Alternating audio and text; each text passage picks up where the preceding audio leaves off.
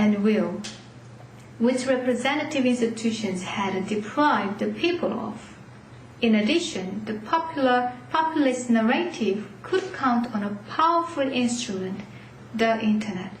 Spreading news, recruiting more and more protesters was made easy and cheap by the popularity of blogs and chats, which reduced significantly the cost of getting news of meetings, times and venues up.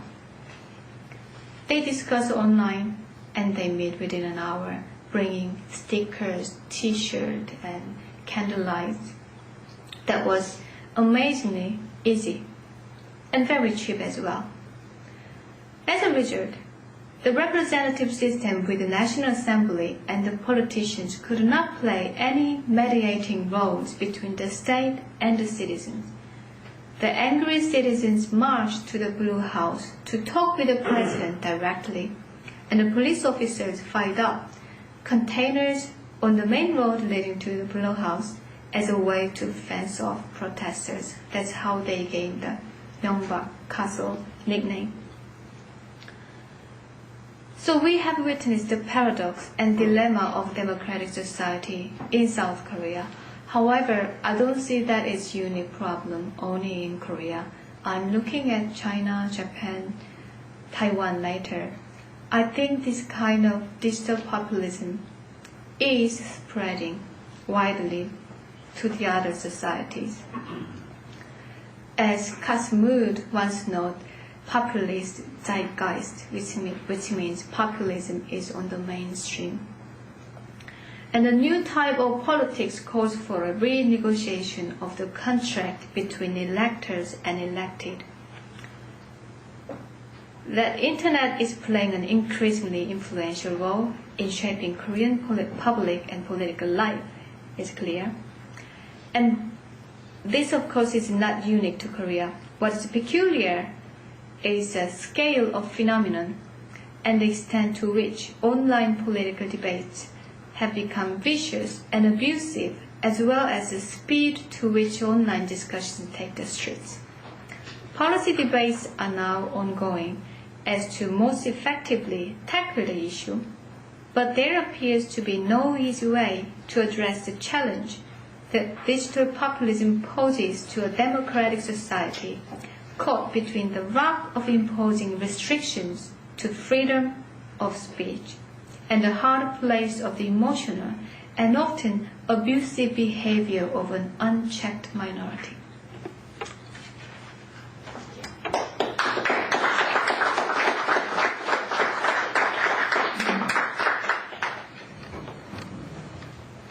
Thank you, Dr. Kim, for your presentation.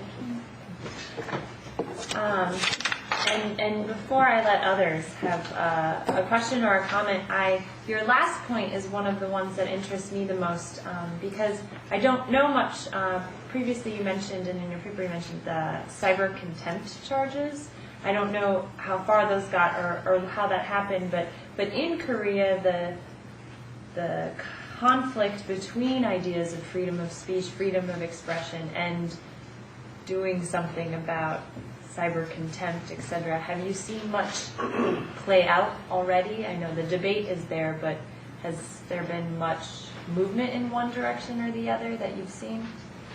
Yeah, now it is linked with the debate between the ruling parties and opposition parties, because opposition parties do not want to introduce so-called, they changed the name, changing of some celebrity to themselves over cyber content.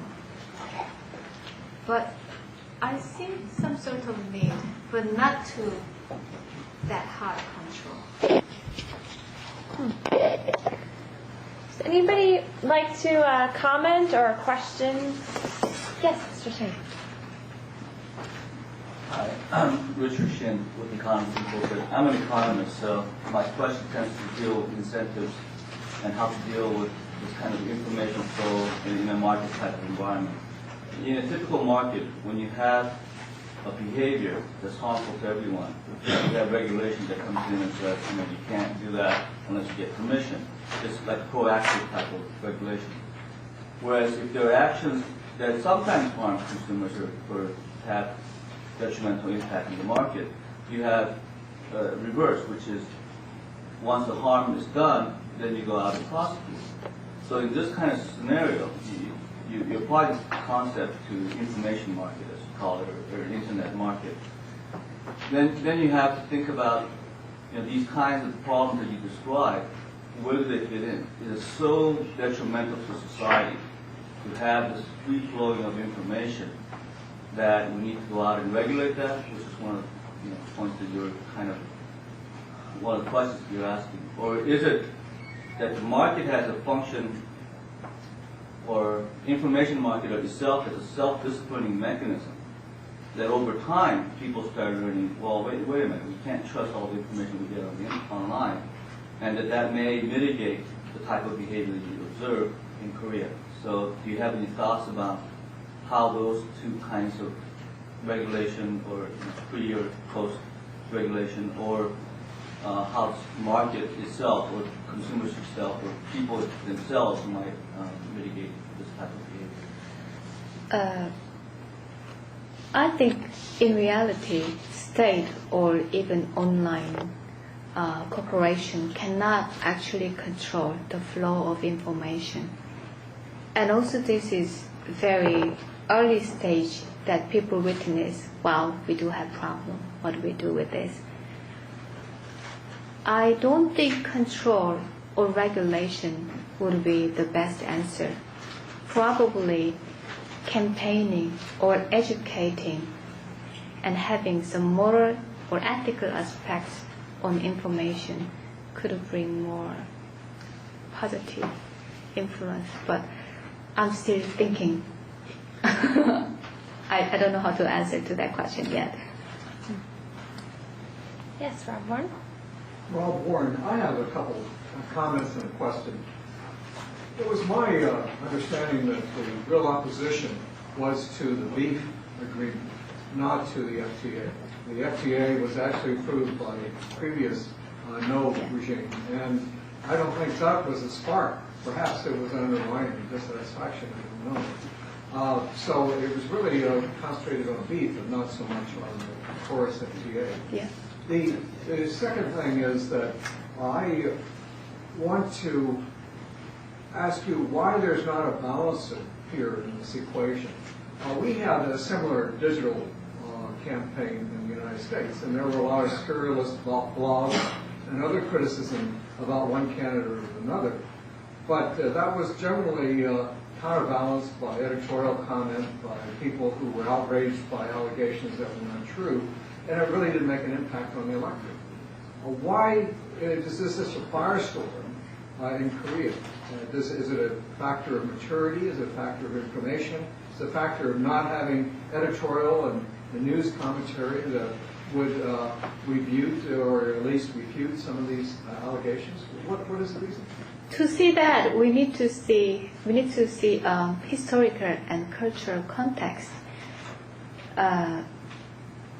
Whether that is true or not, a lot of scholars and people there believe South Korea is very homogeneous and also very strong Confucius culture embedded in their own daily life.